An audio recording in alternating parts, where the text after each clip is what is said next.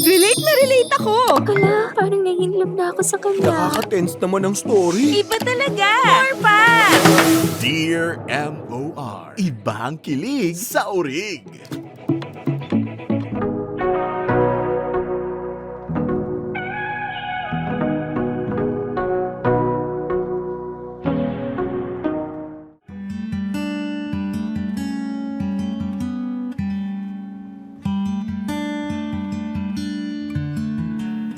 Dear MOR, sa buhay natin, may isang pangyayari talaga na kahit ilang taon nang lumipas, parang kahapon lang nangyari ang lahat. Sariwa pa ang sakit at lungkot na naiwan ito. Magandang araw mga kamerkada, tawagin niyo na lamang akong Andre. 27 years old, taga Iloilo pero ngayon nagtatrabaho sa isang insurance company dito sa Taguig. Solong anak lang ako. Bata pa lang nang mamatay ang papa ko. Kaya si mama na ang nag-alaga at nagpaaral sa akin. After college ay umalis na ako sa probinsya namin para magtrabaho dito sa Manila. At dahil nakapagtapos naman ako ng kolehiyo, ay hindi ako nahirapang makahanap ng trabaho. Kaya nang makaipon ako, pinaluwas ko na rin ng Manila si mama para hindi na ako nag-aalala sa kanya. Meron kasi siyang sakit sa bato at isang beses sa isang linggo ay dinadialysis siya. At least kapag magkasama kami dito sa Maynila, nasasamahan ko rin siya sa ospital. Trabaho, bahay, ospital at simbahan ang naging routine ko. Hindi ako mahilig gumimik. Mas okay sa akin ang umuwi na lang sa bahay kaysa tumambay sa kung saan-saan. Hindi rin ako mahilig makipag-date. Isang beses pa lang ako nagka-girlfriend na tumagal ng 3 taon. Naghiwalay kami dahil wala akong oras para sa kanya at ang sabi niya, parang wala raw akong plano para sa aming dalawa. Kaya pagkatapos nun, nag-focus na lang ako sa trabaho ko at kay mama. Hanggang sa si mama na mismo ang nangamusta sa buhay pag-ibig ko. Sa totoo lang, medyo pihikan talaga ako pagdating sa babae. Hindi naman sa pagyayabang, pero masasabi ko na may itsura ako at dagdag pa na maalaga rin ako sa katawan. Ang sabi nga nila, medyo kahawig ko raw si Sanjo Marudo. Patangkad din kasi ako, moreno at bilugan ng mga mata. Hanggang sa makilala ko si Kylie, ang ninang ng inaanak ko sa kaopisina ko.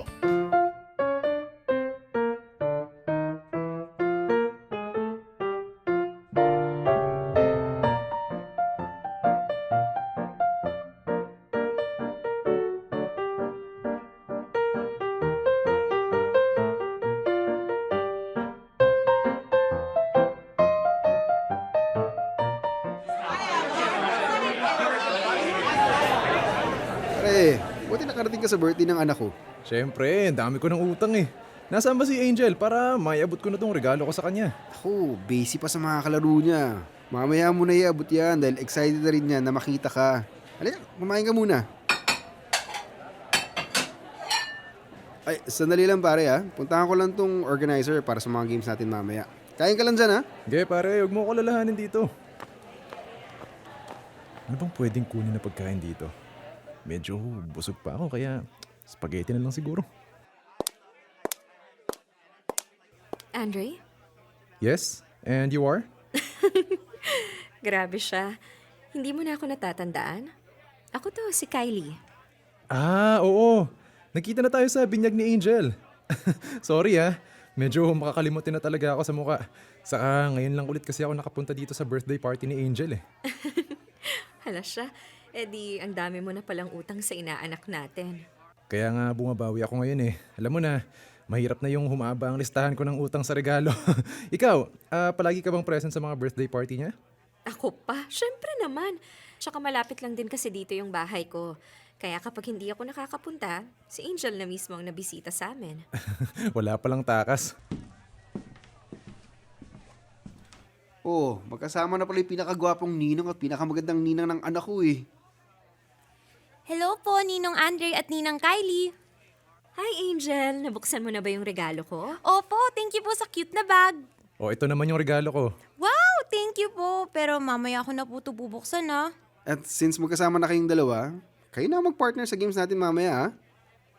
Ha? Anong mga games yan? Oo nga pare, wag mong sabihin na mga bata pang kakalabanin namin ha. Siyempre hindi, pero nag-prepare din yung organizer ng mga mini games para sa mga adult na bisita. So, partner na kayo ha?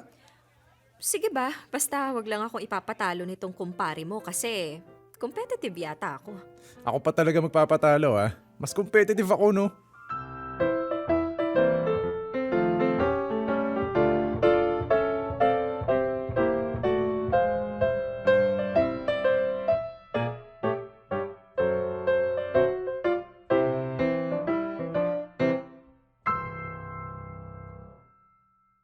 Ay nako, nakakainis talaga. Hanggang third game talo pa rin.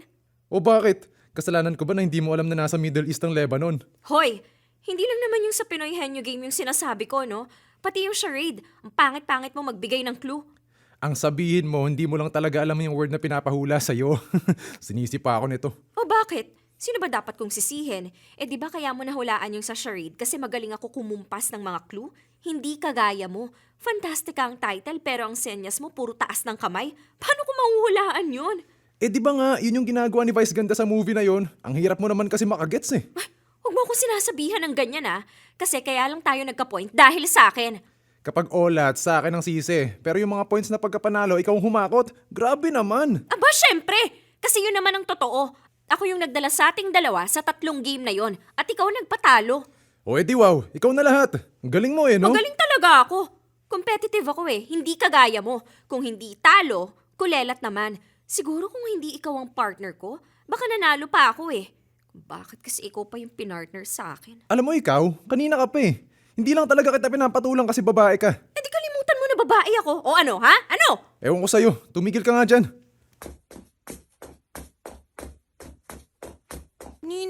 Ninang, nag-aaway po ba kayo? Hindi, no? Bakit naman kami mag-aaway? Akala ko po nag-aaway kayo kasi natalo po kayo sa mga games. Don't worry po, sinabihan ko naman si Daddy na bigyan pa rin kayo ng mga prizes. Naku, hindi na kailangan. Ibigay mo na lang yan sa ibang kalaro mo. Oo nga Angel, close na close kami na tong ninang mo eh. Hindi kami nag-aaway. Alisin mo yung kamay mo sa balikat ko. Buti naman po, kala ko po talaga nag-aaway na kayo Nax, mukhang vibes na ang ninong at ninang mo, Angel ah. Oo nga po, Daddy. Bagay na bagay din po sila Kung ito lang din namang lalaking tong erereto niya sa akin, mas okay pa na tumanda na lang akong dalaga. Mas lalo naman ako no. Hindi kaya ikaw yung tipo kong babae. Wow! Sobrang choosy mo, ha? Akala mo sobrang gwapo. At least gwapo sa'yo na nang galing. Hindi nga lang sobra. Hoy, filingero ka ring lalaki ka, no? Wala akong sinabi na gwapo ka. Kahit kakasabi mo lang. Oh, tama na yan. Kumain na tayo bago pa kayo magkapikunan sa harap ng mga bata.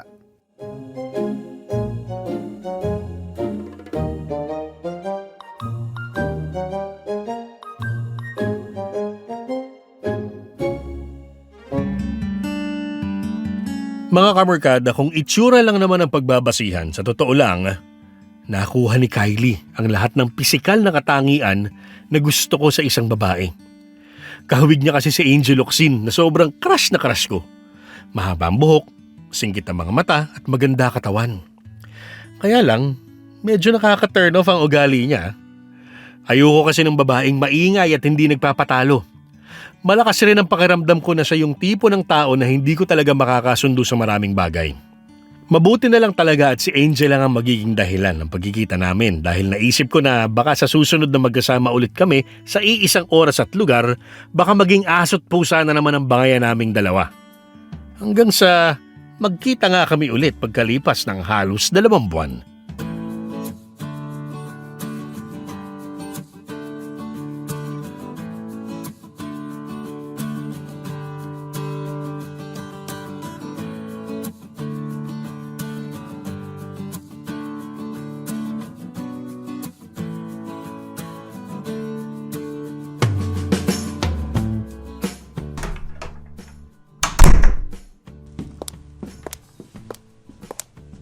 Kamusta na po ang pakiramdam niyo, Mama? Maayos naman na kumpara kaninang nagdadialysis ako. Basta, lalakasan niyo lang po palagi ang loob niyo, ha? Ako dapat ang nagsasabi sa iyo niyan, anak. Lalo na, alam naman natin na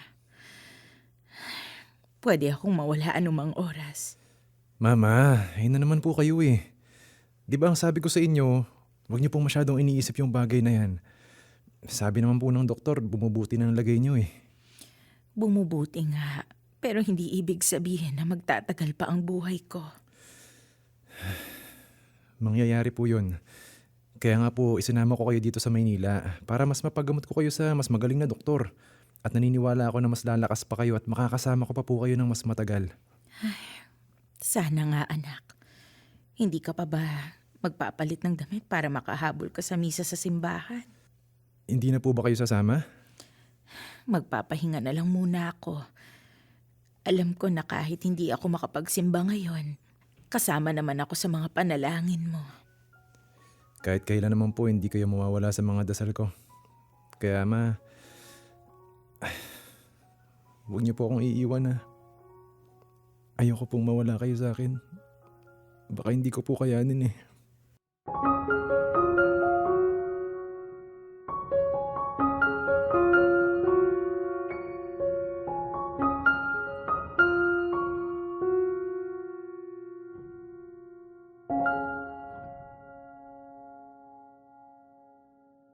Hello, Mama. May gusto ka po bang pagkain na pasalubong? Dadaan na rin po ako bago umuwi. Tapos na ba ang misa, anak? Opo. Pero baka po mag-grocery muna ako. May papabili po ba kayo? Wala naman. Mag-iingat ka pa uwi mamaya, ha? Salamat po, Mama. Bye po. Pwede ba tumingin ka naman sa dinadaanan mo? Ay, Miss, sorry. Nilalagay ko kasi itong cellphone sa bag ko eh. Andre? Kylie? Ikaw nga yan, kulelat! Grabe siya, kulelat talaga oh. O bakit? Totoo naman, di ba? Kaya tayo nang ulelat sa game sa birthday ng inaanak natin dahil sa'yo. Uy, 2 buwan na yung nakakalipas. Hindi mo pa rin makakalimutan yon? Don't tell me, aawahin mo na naman ako kahit nasa labas tayo ng simbahan. Siyempre hindi, no? Medyo na-guilty nga ako sa pang-aaway ko sa'yo nung nakaraan eh. Wow, may konsensya rin pala si Miss Competitive. Uy, grabe ka rin gumantay ah. Ganito na lang, kakatapos mo lang magsimba, di ba? Oh, bakit? May iba ka pa bang pupuntahan? Gusto mong kumain muna? Libre ko. Niyayaya mo ba ako makipag-date? Hindi! Sirato! Na-guilty lang talaga ako sa pang-aaway ko sa'yo nung nakaraan. Peace offering ko to. Ano, game ka ba? Eh kung ganitong babae na ang lumalapit sa akin, tatanggihan ko pa ba? Feelingero ka rin talaga eh, no? Lika na nga!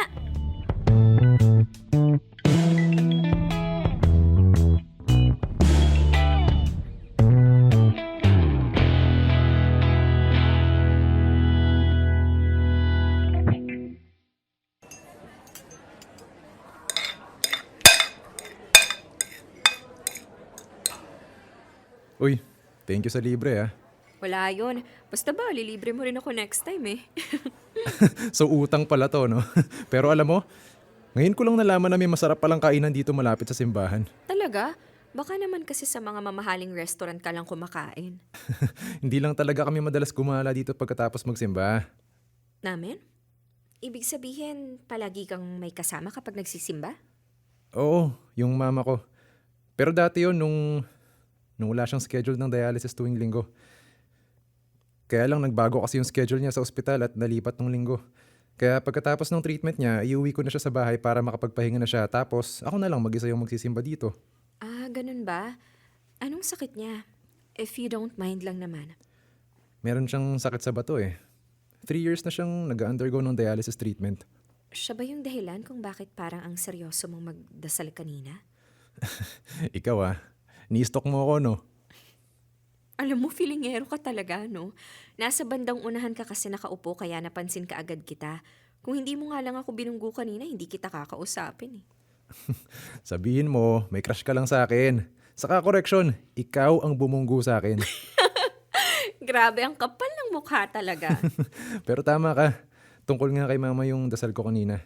Na sana, gumaling na siya. Ayoko kasi na nakikita siyang nahihirapan eh. Sa totoo lang, ayokong dumating yung araw na mawawala siya sa akin. Sobrang close niyo siguro sa isa't isa, no? Sinabi mo pa. Mama's boy kasi ako eh. Teka, ikaw, palagi ka bang nagsisimba dyan? Kasi parang ngayon lang kita nakasabay eh. Oo, pero tuwing Miyerkules lang talaga. Nagkataon kasi na yung kaopisina ko nakipag-swap ng rest day sa akin. Kaya nagdesisyon ako na ngayon na lang magsimba. Ano naman ang madalas na pinagdadasal mo? Simple lang. Isang mahaba at masayang buhay. Kasi yun naman talaga ang gusto nating lahat, di ba?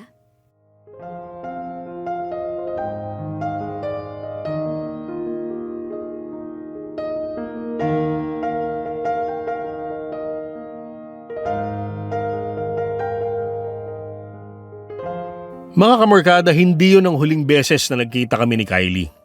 Dahil ang araw na yon, nagkapalitan na rin kami ng cellphone number. Mas nakilala ko siya at masasabi ko na mali ang naging unang impresyon ko sa kanya. Siguro totoo na medyo mataray siya pero masasabi ko na malambing siya. Bagay na sobrang nagustuhan ko sa kanya. Magaan kasi siyang kasama at masarap kausap. Madalas ay sabay kaming nagsisimba at pagkatapos kumakain kami sa labas.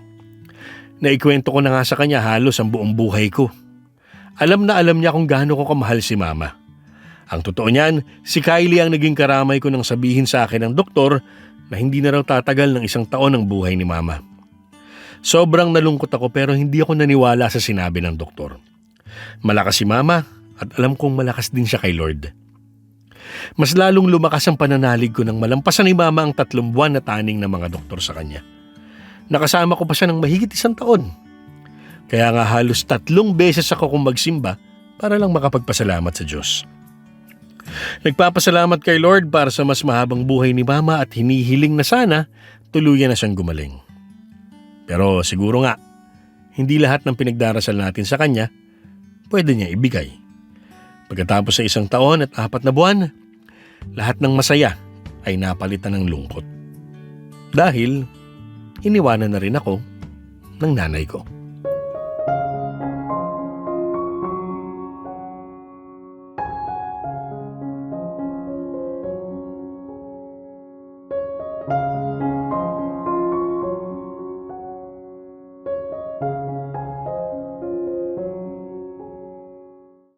Pare, hindi ka pa rin papapasok sa trabaho? 2 linggo ka nang absent ah. Bakit? Tatanggalin na ba nila ako? Hindi naman sa ganun. Pero baka kasi madagdagan ng memo mo sa opisina. Alam ko namang 2 linggo pa lang ang nakakalipas simula nung ilibing ang mama mo. Pero sana maintindihan mo na hanggang 1 linggo lang tayo pwede magkaroon ng bereavement leave.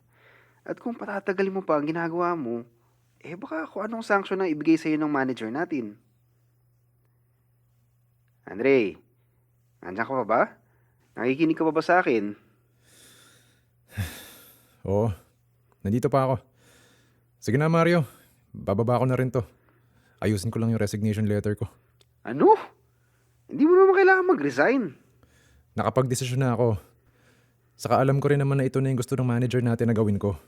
Kaysa naman tambakan ko kayo ng trabaho sa opisina, di ba? Mas mabuti pang umalis na lang ako. Andre, pag-isipan mo mabuti ang desisyon mo. Alam kong hindi madali para sa'yo ang lahat ng mga nangyayari. Pero sana... Sige na pare, kailangan ko na ibabato eh. Salamat sa concern mo. Bye. Hindi niyo ako naiintindihan. Walang nakakaintindi sa akin kahit sino.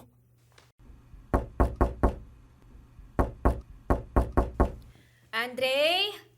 Andre, gising ka na ba? May dala akong pagkain. Baka hindi ka pa rin kumakain hanggang ngayon eh. Si Kylie na naman.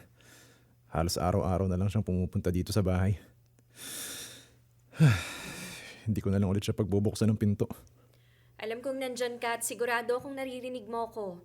Kausapin mo naman ako. Huwag mong sarilinin ng lahat. Ay, kung ayaw mo talaga akong makita, okay lang sa akin. Iiwan ko na lang tong pagkain dito sa may pinto.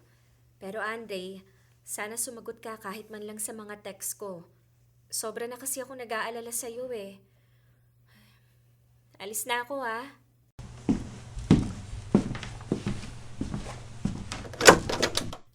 Ay, at last! Pinagbuksan mo rin ako ng pinto.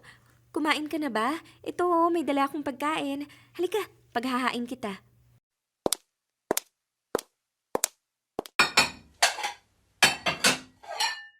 Ilang araw lang kitang hindi nakita. Ang laki na ng ipinayat mo. Kailan ka ba huling beses na kumain ng maayos? Bakit babalik ka ng balik dito sa bahay? Dahil nag-aalala ko sa'yo. Mula nang mailibing si tita, ang sabi ni Mario, hindi ka na pumasok sa opisina. Wala ka na rin daw kinakausap sa mga kaibigan mo. Hindi ka rin sumasagot sa mga text o tawag ko. Wala rin naman akong kailangan sabihin sa inyo kaya bakit ba kailangan ko pa kayong kausapin? 'Di ba? Tigilan mo na yung pagte-text at pagtawag sa cellphone ko. Gusto ko lang naman na maalala mo na may mga taong nag-aalala sa'yo. Pare-pareho lang kayo. Wala kayong alam sa nararamdaman ko eh. Siguro nga. Pero alam ko na kailangan mo ng kasama at kausap sa ganitong klase ng pagkakataon. Kapag kausap ba kita, may babalik pa ba yung buhay ni Mama? May babalik ko bang lahat sa dati? Bakit, Andre? Sa tingin mo ba natutuwa si tita sa ginagawa mo sa buhay mo ngayon? Sa tingin mo matutuwa siya na nakikita kanyang nagkakaganyan? Huwag ka nga magmarunong. Wala kang alam tungkol sa mama ko o sa buhay ko eh. Andre, nandun ako nung sinabi ni tita sa'yo na huwag mong pababayaan ang sarili mo sa oras na mawala siya. Nang sabihin niya sa'yo na magpatuloy kang mabuhay. Kaya huwag mong ulit-ulitin sa akin na wala akong alam at pakialam dahil nandun ako noong mga huling araw na kasama mo si tita. At nakita ko kung gaano kanya kamahal at kung gaano mo siya kamahal. Huwag mo naman akong ipagtabuyan dahil nasasaktan din ako sa ginagawa mo sa akin. Marunong din akong mapagod. I'm sorry. Hindi ko lang kasi talaga alam paano paharapin yung lahat eh. Kung paano pa magsisimula ulit. Kailangan kayanin mo. Dahil sigurado ako na kung nasan man si tita ngayon, mas nahihirapan siya dahil nakikita kanyang nagkakaganyan. Pero sana, hindi niya na lang ako iniwan. Dahil hindi ko na alam kung kailan pa matatanggap na wala na yung taong palagi kong kasama. Yung nag-iisang tao na dahilan ko para magsumikap sa buhay ko. Hanggang ngayon, hindi ko pa rin matanggap na wala na siya. Nandito pa rin naman ako. Hindi kita iiwan. Kaya nga lagi kitang pinupuntahan. Tinatawagan kahit paulit-ulit mo kong pinagtatabuyan. Kasi ayokong maramdaman mo na nag-iisa ka. Bakit mo ginagawa lahat ng to? Kahit nahihirapan ka na, hindi mo pa rin ako iniiwan eh.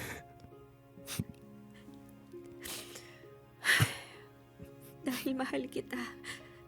At gusto kong malaman mo na nandito lang ako. Na may isa pa ring tao na mahal ka at gusto kang makasama. Sa habang buhay. Mahal din kita, Kylie. Salamat kasi hindi ka sumuko kahit halos ipagtabuyan ko ng lahat ng taong nagmamalasakit sa akin. Ikaw lang naman ang matigas eh. Kung hindi lang kita mahal, matagal na rin akong sumuko. Kylie, pwede bang mangako ka sa akin na kahit kailan hindi mo ako iiwan? Ayoko kasi sa lahat ng iniiwan ako eh. At kapag nawala ka pa sa akin, hindi ko na alam kung paano ulit ako magkakaroon ng direksyon sa buhay ko.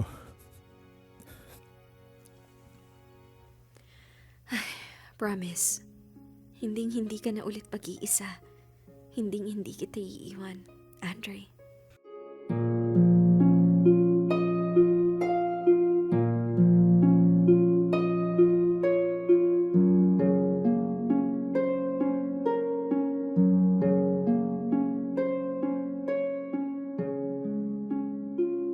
Dear M.O.R. Ang mga kwento ng puso mo. #Dear M.O.R. Huling pag-asa.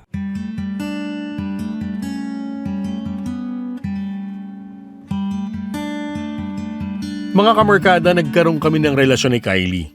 Na-convince na rin ako na wag nang ituloy ang pagre-resign ko sa trabaho. At sa gitna ng pagluluksa ako sa pagkawala ni Mama, siya ang kasama ko. Siya ang nagparamdam sa akin na hindi ako nag-iisa. Na may kasama pa rin ako sa buhay. Pinarealize na sa akin kung bakit dapat pa rin ako magpatuloy na mabuhay. Si Kylie ang nag-iisang tao na naging dahilan para kahit paano ay magpatuloy akong lumaban at harapin ang bukas. Mga kamorkada, sa loob ng 2 taon na relasyon namin ni Kylie, naging magaan sa akin ang lahat. Mas nakilala ko siya bilang isang malambing, maalalahanin at understanding na girlfriend. Sa aming dalawa, palaging siya ang nag-a-adjust sa ugali ko. Sa totoo lang kasi ay medyo moody ako. Kaya kapag mainit ang ulo ko nang dahil sa trabaho, alam na alam niya kung paano ako lalambingin.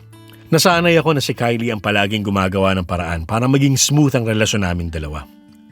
Hanggang sa bigla ko na lang naramdaman ang pagbabago ng girlfriend ko. Kung nung una ay palagi kami magkasama at magkatawagan, nabawasan ang mga oras na yon mula nang ma-promote siya sa trabaho. Naintindihan ko naman yon, lalo na kapag hindi na siya nakakapunta sa mga date naming dalawa dahil naragdagan nga ang trabaho niya sa opisina. Ang hindi ko lang maintindihan ay kung bakit hindi niya kaagad na amin sa akin na napapagod na pala siya sa relasyon naming dalawa.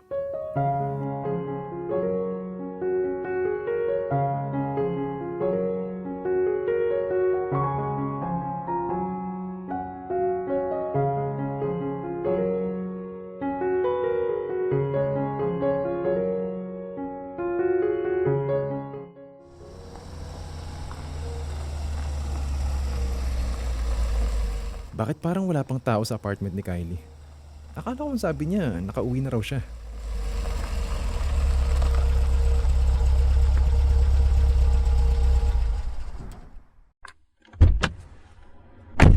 Thank you sa paghatid sa akin ha, naabala ka patuloy. Wala yun. Paano? Bukas na lang. Susunduin mo ko ulit? Sigurado ka? Oo naman. Baka mahirapan ka pag bumayahe ka pa eh. Sige na, magpahinga ka na. Dadaanan na lang kita dito bukas. Wala nang bukas. Dahil kahit kailan, hindi na makikipagkita sa iyong girlfriend ko. Andre? Anong ginagawa mo dito? Hindi ba dapat ako nagtatanong sa'yo? Bakit may ibang lalaking naghahatid sa'yo dito sa apartment mo? Kahit sabi mo sa text kanina ka pa nakauwi. Saka sino ba tong lalaking to? Si Larry. Ah, yung office mate mo na lagi kong nakikita sa tag photo sa'yo sa Facebook? Kaopisina lang ba? O may iba na kayong relasyon na gusto mong aminin sa akin ngayon? Pare, wag mo namang sanang pagtaasan ng boses, Kylie. Wala kang pakialam dahil girlfriend ko yan. Tsaka wag mo nga ako mapare-pare dahil hindi tayo magkaibigan ha. Pwede naman kasi natin pag-usapan ng maayos to. Natin? Sino may sabing gusto kitang kausapin? Ang girlfriend ko pinagpapaliwanag ko dito kaya wag kang sabat ng sabat dyan. Andre, umuwi ka na. Bukas na lang tayo mag-usap. Ba't ako pinapauwi mo? Ang lalaking to paalisin mo dahil siya ang sabit sa usapan na to.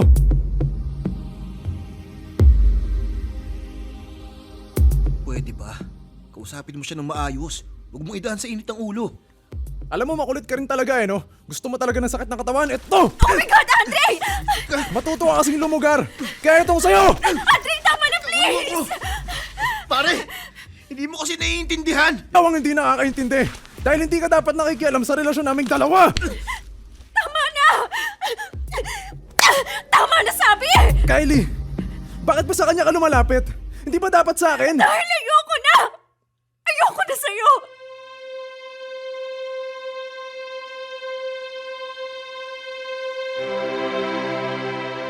Ano ibig mo sabihin? Andre, mag-break na tayo. Sandali. Hindi ko maintindihan eh. Ano bang hindi mo naiintindihan sa sinabi ni Kylie? Tagalog naman yun, di ba? Tumahimik ka dyan kung ayaw mong buong mukha mong mabasag ko. Larry, tama na. Hayaan mo na akong kumausap sa kanya. Pumasok ka na lang sa loob ng apartment. Teka lang, bakit pinapapasok mo siya sa loob ng apartment mo? Kylie, ano ba? Bakit ka ba talaga nakikipaghiwalay sa akin? Humihingi lang naman ako ng explanation kung bakit ka nagsinungaling pero hindi ibig sabihin nun na... Dahil ayoko na nga kasi. Pagod na akong intindihin ka. Si Larry, siya yung palaging nandyan para sa akin. Para makinig sa akin sa mga problema ko sa relasyon nating dalawa. Buong akala ko. Okay tayong dalawa eh. Yung relasyon natin, Bakit hindi mo sinabi sa akin noong una pa lang na may problema na pala para mas naayos natin to, di ba? Paano ko sasabihin sa'yo? Kung alam ko hindi ka naman marunong makinig. Dahil puro na lang ikaw ang nagsasalita, puro na lang ikaw ang nasusunod. So kaya naghanap ka na lang ng iba. Sa halip na ayusin natin yung relasyon nating dalawa. Pinagpalit mo na lang ako sa ibang lalaki. Andre, I'm sorry pero maniwala ka sa akin. Hindi ko ginusto na mangyari lahat to. Hindi ko sinasadya na mahulog ang loob ko kay Larry. Hindi mo ginusto na mangyari to? Na masaktan ako? Wow! Nangako ka sa akin eh. Nangako ka na kahit kailan, hindi mo ako iiwan. Pero ano to? Ginagawa ko lang kung ano yung alam ko na tama. Ayoko lang na mas masaktan natin ang isa't isa. Kylie, pwede pa naman nating ayusin to, di ba? Alam ko naman na mahal mo pa rin ako eh. Ayusin na lang natin to. Kakalimutan ko lahat ng nangyari ngayong gabi. Magbabago ako. Makikinig na ako sa lahat ng sasabihin mo. Andre, tama na. Huwag na nating pahirapan ang mga sarili natin. Sa huli naman, alam natin na magkakasakitan lang tayong dalawa. Kaya ngayon pa lang, tigil na natin ang lahat ng to.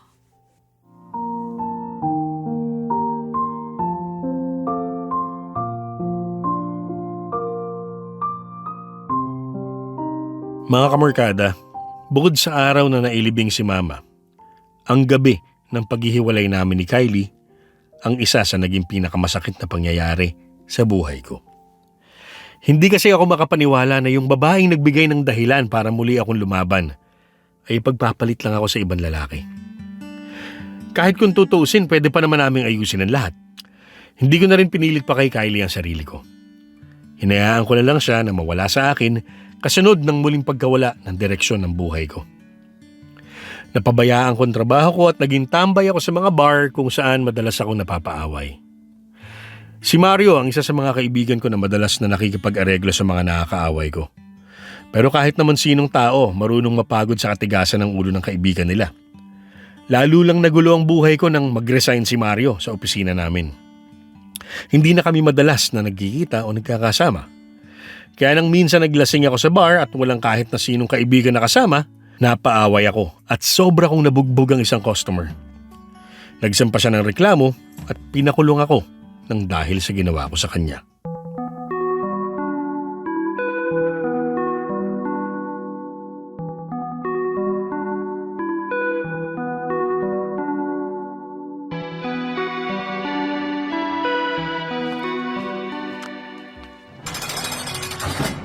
Castro, laya ka na.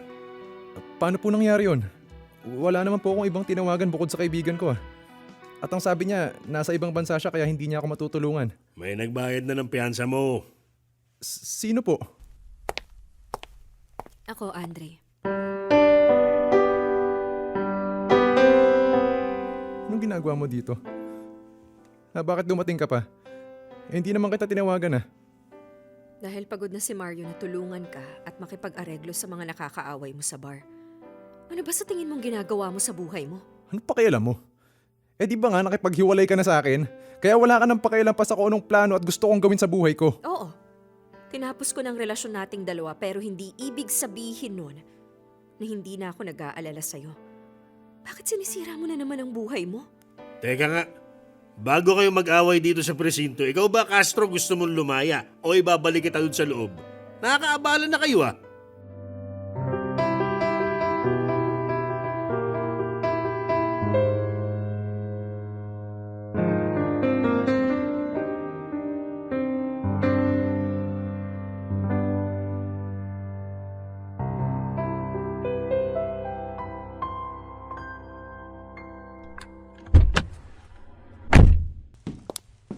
Salamat sa paghatid sa akin. Yung pinambayad mo sa piyansa ko, ide-deposit ko na lang sa bank account mo this week. Hindi naman kita sinisingil . Pero hindi ko naman pwedeng hindi bayaran yun. Basta, ide-deposit ko na lang sa account mo yun. Hahanap lang ako ng pera. Wala ka na bang trabaho? Suspended ako sa opisina. 1 linggo. Sakto nga eh. Sa kulungan pa ako nag-spend ng ilang araw ng suspension ko. Bakit ka na-suspend? Madami eh. Madaming dahilan. Yung mga late ko, absences, tsaka mga report na hindi ko natatapos on time. Minsan, nagtataka na ako bakit ayaw pa nila akong tanggalin na lang. O siguro, naaawa na lang din sila sa akin dahil alam nila na mag-isa na lang ako sa buhay. Alam mo, pwede ka nang umuwi. Di na kita mahahatid ah. Alam mo naman sigurong nahatak na ng bangko yung kotse ko eh. Mamaya na ako uuwi. Kumain ka muna. May dala akong pagkain dito. Aalis na lang ako kapag alam kong nakakain ka na ng maayos. Wala akong gana. Kung gusto mo, iuwi mo na lang yung mga dala mong pagkain dahil may chips pa naman ako dyan na nakastock. Kaya ka lalong nangangayayat dahil puro junk foods ang kinakain mo eh. Pwede ba, Kylie? Itigil mo na yung ginagawa mo. Saka bakit ba nandito ka pa? Alam ba ng bagong boyfriend mo na nasa bahay ka ng ex-boyfriend mo? Wala naman akong boyfriend eh. Break na agad kayo ng office mate mo? Wala akong naging ibang boyfriend. Maliban sa'yo. Hindi ko maintindihan. Hindi ba nung nakaraan lang nakikipaghiwalay ka sa akin ng dahil sa kanya? Hindi talaga siya yung dahilan. Oo, sinabi ko na may relasyon kaming dalawa pero imposibleng mangyari yun. Dahil bukod sa wala naman talaga akong nararamdaman para sa kanya, bakla siya. Alam mo, lalo akong naguguluhan. So bakit ka pala nakipaghiwalay sa akin in the first place? Dahil natakot ako. Natakot? Saan? Sa responsibilidad ko bilang girlfriend mo. Oo, ikaw ang palaging nasusunod sa ating dalawa pero pakiramdam ko nun, sa 2 taon na relasyon nating dalawa, sa akin mo nalang pinaiikot ang mundo mo. Anong masama doon? Mahal kita eh, kaya natural lang na iparamdam ko sa'yo na ikaw ang buhay at mundo ko. Pero hindi nga yun tama dahil may sarili kang buhay. So ano pala yung tama? Yung pang-iiwan mo sa akin sa ere? Yung pagsisinungaling mo na hindi mo na ako mahal? Na may iba ka ng mahal? Alam mo ba kung anong dinulot sa akin na buhay nung ginawa mo sa akin? Kaya nga, ito, bumabalik na ako. Dahil nagigilty ka. Kasi nakita mo na kung paano bumagsak uli yung mundo ko nung umalis ka sa buhay ko eh. Dahil mahal kita. Bumalik ako dahil gusto ko na ulit ayusin ang relasyon nating dalawa. At sa tingin mo ganun lang yung kadali. Ha, Kylie? Nangako ka sa akin na kahit kailan, hindi ka mawawala sa buhay ko. Na hindi mo ako iiwan. Pero sinira mo lahat eh. Sinaktan mo ako. I'm sorry. Hindi ko naman alam na ganito ang mangyayari eh. Hindi lang naman ikaw ang nasaktan. Gusto ko lang talaga na ma-realize natin kung ano yung mali sa relasyon nating dalawa. Pero bakit hindi mo na lang kasi sinabi sa akin noong una pa lang? Bakit hindi mo na lang hinayaan na sabay nating ayusin yung problemang sinasabi mo? Tapos ngayon na nakikita mo ako miserable, babalik ka? Dahil pinagsisihan ko ang lahat ng mga sinabi at ginawa ko sa'yo noon. Na-realize ko na dapat ako yung kasama mo kahit gaano pa kabigat yung problema mo. Dapat hindi kita iniwan noon. Sabihin mo nga sa akin yung totoo. Mahal mo ba talaga ako? Naawa ka lang kaya ginagawa mo lahat to. Mahal kita at never nawala yun. Bumabalik ako dahil gusto kong patunayan sa'yo na kahit kailan hindi na ulit ako mawawala sa buhay mo. Hindi ka na ulit mag-iisa.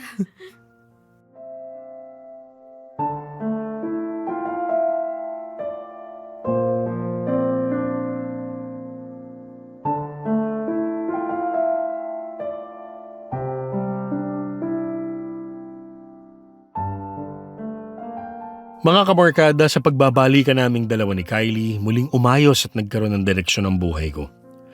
Tinulungan niya ulit akong bumangon at magkaroon ng mga plano. Bumalik na rin ako sa trabaho at inayos ang sarili ko. Mabuti na lang talaga at mahaba ang pasensya ng mga managers ko sa opisina. Kung hindi lang daw talaga malaki ang tiwala nila sa akin, matagal na nila akong tinanggal. Nangako naman ako na hindi ko na ulit sisirain pa ang tiwala nila sa akin. Nang muling maging maayos ang relasyon namin ni Kylie, pakiramdam ko wala na akong ibang mahihiling pa kung hindi ang makasama siya ng mas matagal. Ni hindi ko na nga ma-imagine ang buhay ko kapag nawala pa siya ulit sa akin.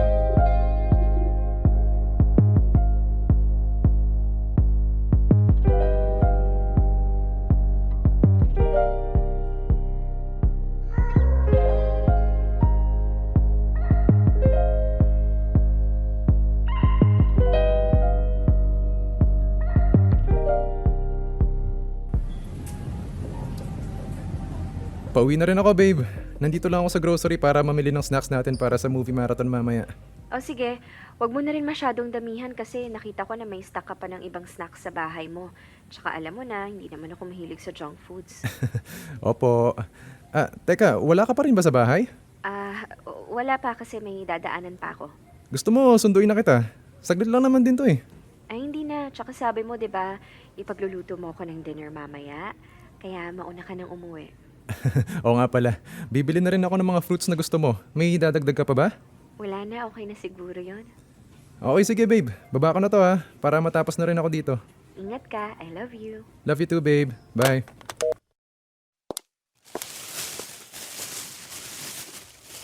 Andre? Uy, sabi na ikaw yan eh. Mario, ikaw pala. Tagal na nating di nagkita ha. Sinabi mo pa. Halos kalahating taon din yata. Pinadala kasi ako ng company namin sa Singapore para mahawakan yung bagong bukas na account namin doon. Talaga? Nice! Magandang opportunity yun ha. Sinong kasama mo dito ngayon? Si Angel ba? Ako hindi. Ako lang mag-isa. Pauwi na rin ako. Naglambing kasi yung inaanak mo na gusto niya raw ng pasalubong kaya napadaan ako dito. Teka lang. Parang may nagbago sa'yo ah. Ang laki ng tinaba mo pre. Grabe siya. Yun talaga napansin mo ha. Sorry pero sobrang payat mo kasi nung huli tayo nagkita eh. Toxic kasi ng buhay ko nun. Pero okay na ako ngayon. Halata nga. Bagay naman sa'yo. Huwag kang maglala. Kaysa yung dati na para kang lili pa rin ng hangin. Oo nga pala. Kamusta na yung treatment ni Kylie? Wala na akong balita sa kanya ha? Treatment? Anong treatment? Di ba yung... Anong sinasabi mo, Mario? Wait. Don't tell me... hindi mo alam? Akala ko kaya mo binalikan si Kylie dahil sa sakit niya Teka lang pare ano ba yung tinutukoy mo? Oh my God, sorry pare pero siguro hindi dapat ako yung magsabi sa'yo tungkol sa bagay na to eh. Huwag mo na sanang mabanggit kay Kylie ha. Pare, sorry. Sige na pre, kailangan ko na rin umalis eh. Bye!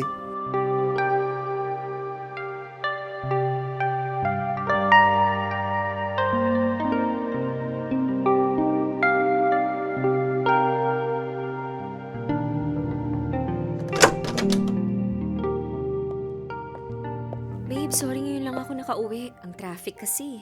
Okay lang. Pero saan ka ba galing? May dinaanan lang. Saan nga? Bakit parang ang seryoso mo? May nangyari ba sa opisina ninyo? May gusto ka bang ikwento sa akin? Makikinig ako. Ikaw? May gusto ka bang sabihin sa akin? Ano namang sasabihin ko sa'yo? Kung saan ka galing kanina? May dinaanan nga lang ako. Hindi naman importante yun. Na-traffic lang ako kaya medyo natagalan. Alam mo babe, ang weird mo. Teka, kumain ka na ba? Kylie, kailan ka ba magsasabi ng totoo? Kailan mo titigilan lahat ng pagsisinungaling mo sa akin? Hindi kita maintindihan. Wala naman akong tinatago sa'yo ah. Ano yung treatment na sinasabi ni Mario? Alam mo na, sinabi niya na sa'yo? Wala siyang kahit na anong sinabi sa akin. Nadulas lang siya kanina pero hindi niya tinuloy dahil sabi niya dapat sa'yo ko malaman yung totoo. Uuwi na lang ako. Siguro bukas na lang. Kylie, ano ba kasi yun? Ano ba kasi yung tinatago mo sa akin? Bakit kailangan pa ulit-ulit ka na lang magsinungaling? For once, please sabihin mo naman sa akin yung totoo. May brain cancer ako! Stage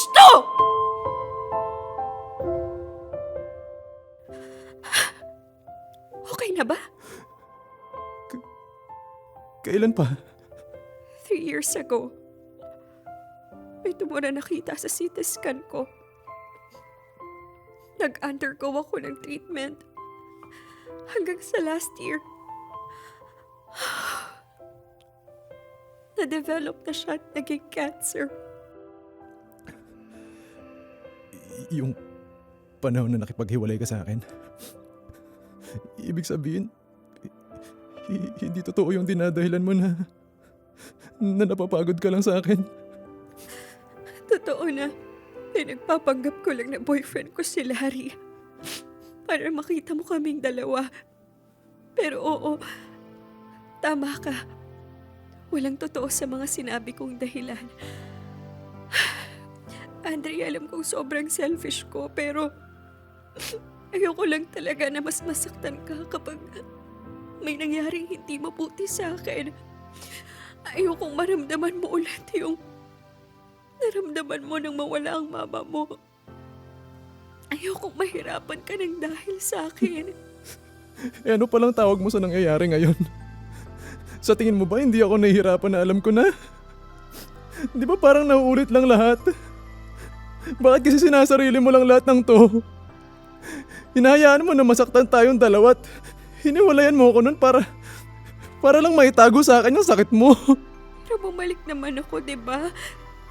Dahil hindi ko talaga kaya na nakikita nasisira ang buhay mo ng dahil sa akin. Ngayon, handa na ako.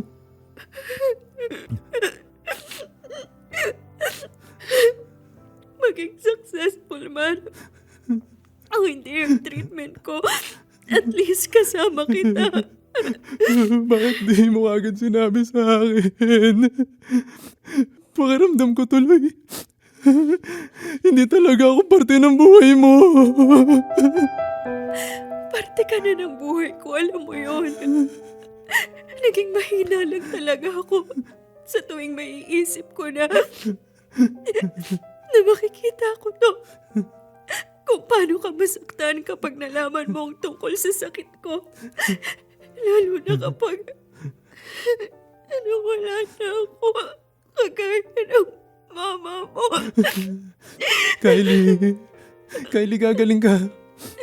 Gagawin natin lahat para maging successful yung treatment mo, ha? Kung kailangan na araw-araw ako magsimba at lumuhod habang nagdarasal, gagawin ko. Marinig lang ng Diyos yung panalangin ko na huwag kanyang kunin sa akin. Sorry. Sorry talaga kung napaka-selfish ko. Sorry kung paulit-ulit na lang ako nagsisinungaling sa'yo. Ayoko lang talaga na... Tama na. Naintindihan ko na lahat. Huwag ka na mag-sorry. Dahil wala ka naman talagang kasalanan eh. Sa ating dalawa. Ikaw yung mas nag-suffer.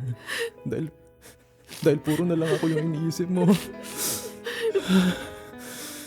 This time, sabay na tayong lalaban. Lalabanan natin yung sakit mo, ha? Malalampasan natin to. Andre, pwedeng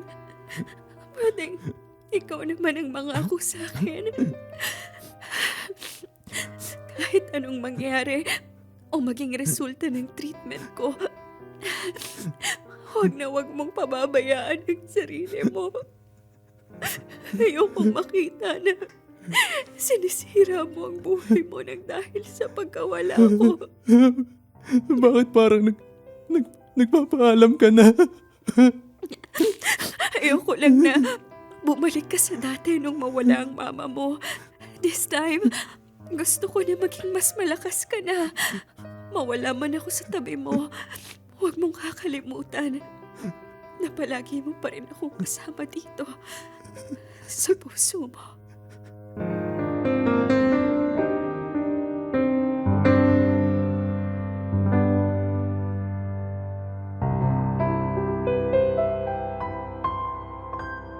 Mga kamorkada, pagkalipas ng 1 taon ay kinuha na rin sa akin si Kylie. Halos mawasak muli ang mundo ko nang dahil sa nangyari. Ang daming tanong sa isip ko, bakit palagi na lang kinukuha sa akin ang mga taong mahal ko? Bakit kung kailan nagkakaroon ng direksyon ng buhay ko, saka naman magkakaroon ng dahilan para maligaw ulit ako? Bakit parang inaalisan na ako ng karapatan na sumaya? Hindi ko na nun maintindihan kung bakit parang paulit-ulit na lang yung sakit na pinaparana sa akin. Marami pa akong bakit na tanong na kahit isa walang nasagot. Pero sa tuwing maaalala ko ang tapang at pananalig ni Kylie bago niya ako tuluyang iniwan, unti-unting nawawala ang mga tanong ko. Hanggang sa ma-realize ko na sa halip na questioning ko ang mga nangyayari sa buhay ko, mas dapat ko nalang tanggapin ang lahat at magpakatatag para sa babaeng mahal ko. Kahit hindi ko na siya kasama. Mga kamarkada, maraming salamat sa pagpili at pagbabasa ng sulat ko para sa araw na to. Sana'y nakapagbigay ng inspirasyon na lumaban sa buhay ang kwento naming dalawa ni Kylie. Kahit gaano pa kalaki ang pagsubok o sakit na dumapo sa atin, huwag tayong susuko. Isipin natin na ang mahalaga, lumaban tayo kasama ang mga mahal natin sa buhay. Hanggang dito na lang, God bless sa inyong lahat na bumubuo ng Dear MOR. Gumagalang, Andre.